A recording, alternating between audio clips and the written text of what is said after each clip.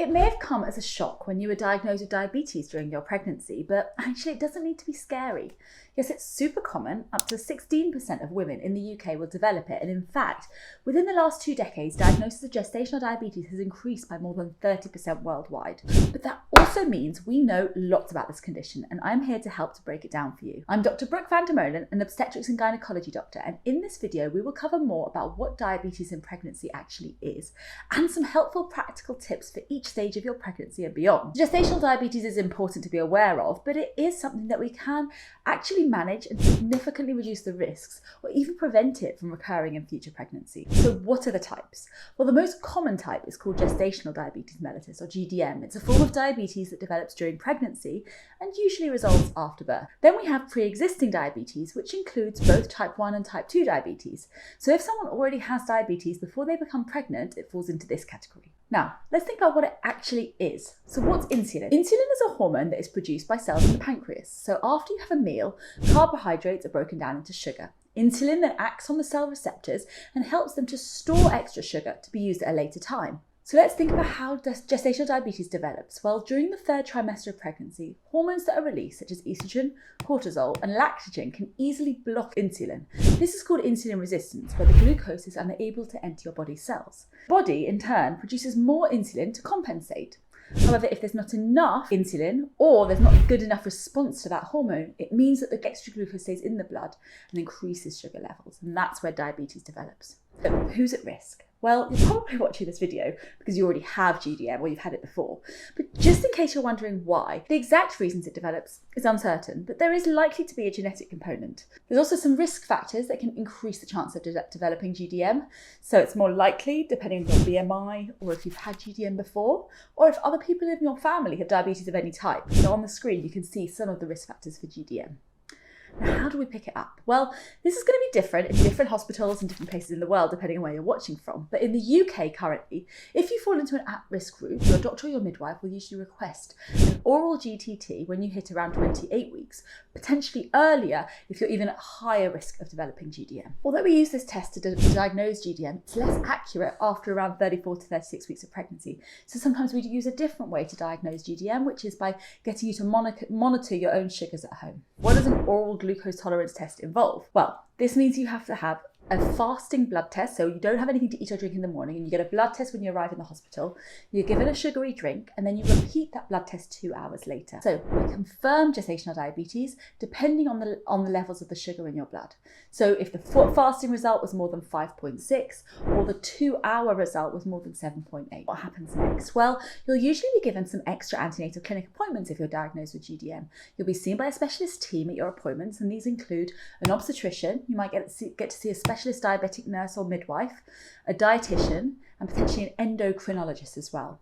You should also have some extra scans which can monitor how your baby is growing, so usually these are done around 28, 32 and 36 weeks. And you're going to be taught how to monitor your own sugars every day. You should receive some personalised dietary advice, and your medical team will also have a look at those sugars that you've been monitoring, and then they can decide if you can continue managing by just managing your diet, or whether they recommend some medications to start to help to reduce your sugar levels. Why is it so important to lower those sugar levels? Let's talk about the risks of diabetes in pregnancy. Both mum and baby will face unique challenges as a result of this condition. So for the mum, diabetes in pregnancy can increase the risk of conditions like preeclampsia, which gives you high blood pressure and affects some of the other organs. So it's important to monitor your blood pressure regularly.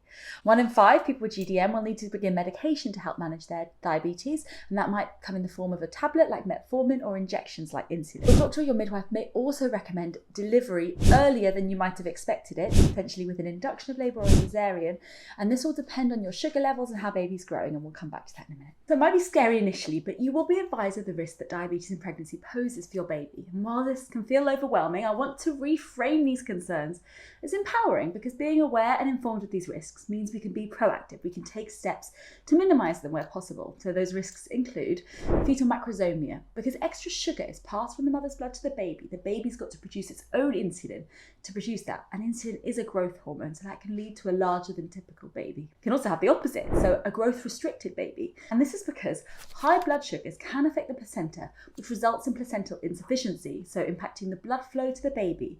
And as a result, the baby's growth can slow down. Polyhydramnios, so this extra sugar can mean the baby produces more urine, which shows up as excess fluid, which you see on your scans.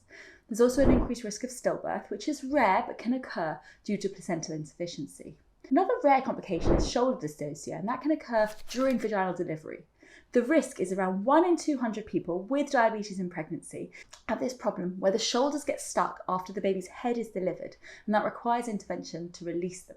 Now, if you're planning for your birth and you've got diabetes in your pregnancy, the exact timing and plan for delivery will vary between your hospitals and will specifically depend on your own factors like what your sugar levels are, what medications you take, how your baby's growing, etc. But here's some rough guidelines which can be discussed in detail with your consultant and your diabetic midwife.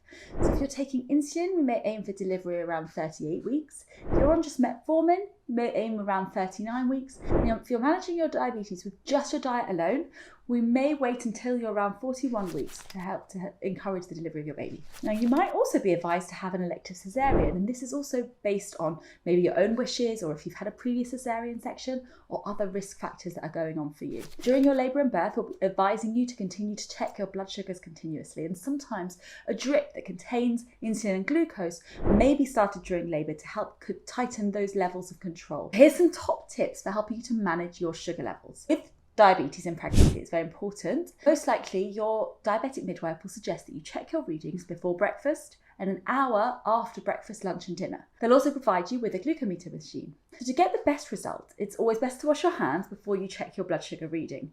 Even a small amount of glucose or other contaminants on your hands can affect the outcome of the blood sugar reading. So wash your hands really thoroughly using soap and water. And a great tip to try to minimize the pain and discomfort is to make sure you use different fingers each time, and you always keep your hands warm, so you can do this by briefly rubbing your hands and palm together. For a good volume of blood, hold that meter firmly on your finger and prick the side of your finger or the circular part of the finger with the lancet. Squeeze your finger upwards in order to present a fair amount of blood, and then the strip should fill up with the blood and you get the result within 15 to 20 seconds. Keep a diary of all your results during your pregnancy, and this helps with you and your healthcare team to spot if there's any abnormal readings and identify any trends, and this will help with the overall management of your gestational diabetes. Here's some of my tips for helping to manage your diet with diabetes in pregnancy.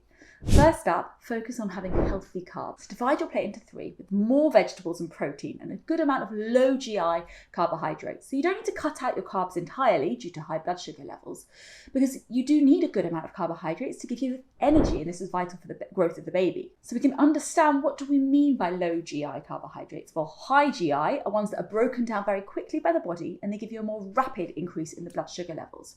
So that includes things like white bread, white pasta, white rice, and certain foods and drinks, whereas low GI carbohydrates cause a more gradual rise in the blood sugar levels. So that includes things like fruits and vegetables, whole grain foods and some oats. So you can make changes like swapping out white for brown rice and bread to make them lower GI. You should also cut down on some sugar, because consuming too much sugar in your diet can increase that risk of high blood pressure, obesity, type 2 diabetes. And to help to reduce your sugar intake, you should maybe think about less processed foods, so cooking your own food at home, cutting down on sweeteners and swapping sugary drinks when you can. Stay hydrated, because fluids are really important, especially in pregnancy, to avoid you getting dehydrated. Physical activity. Well, a key part of managing your gestational diabetes is staying active as well as following a healthy diet. And so regular physical activity can actually also help you to maintain a normal blood sugar level. So going for a quick walk after you have a meal. Try and aim for around 15 to 30 minutes of physical activity daily. So that can be brisk walking, swimming, pregnancy yoga. But if you're uncomfortable at any point, then stop and maybe speak to your GP or your maternity provider before you continue. Avoid new activities that are particularly hardcore if you didn't do them before you were pregnant. What should you expect after birth? Well, if you've given birth and you had gestational diabetes, you can usually stop checking your blood sugar readings once your baby's been born. You should arrange to have a random blood sugar check about 6 weeks after delivery, and then an HbA1c check, which is 12 weeks post-delivery. And these are important because there is a 30% risk of developing type 2 diabetes in the next 5 years. So therefore, weight maintenance and diet control, that you should continue basically what you were doing during your pregnancy, are really key. You also have a yearly HbA1c, which is to help you to detect type 2 diabetes if it does develop. If you had type 1 or type 2 diabetes, you should be given a personalised plan about how to reduce your insulin levels after birth, because your requirements will drop rapidly. If you become pregnant again, inform your doctor that you had gestational diabetes in a previous pregnancy, and then you can expect them to probably arrange for oral glucose tolerance test around 16 and 28 weeks to understand if that GDM has recurred. Now, there is a 40% risk of getting gestational diabetes again if you had it before. Your new baby will require pre and post meal blood sugars to check if they're able to maintain their own sugars, because they will have a high insulin and suddenly there's none of that high sugar that was coming to them from the placenta. So after birth, their sugar levels can drop rapidly. Best way to manage this is to try to feed your baby within about 30 minutes to an hour after birth, either breastfeeding or bottle feeding, depending on what you prefer. So there you have it. We've covered the types of diabetes in pregnancy, the associated risks, how to manage gestational diabetes and potential complications that you should be aware of, and some top tips to have a healthy pregnancy. Now, if you found this information helpful, please like this video and consider subscribing for more reliable and easy to understand health content. As always, if you've got any questions, please feel free to leave them in the comments below this video.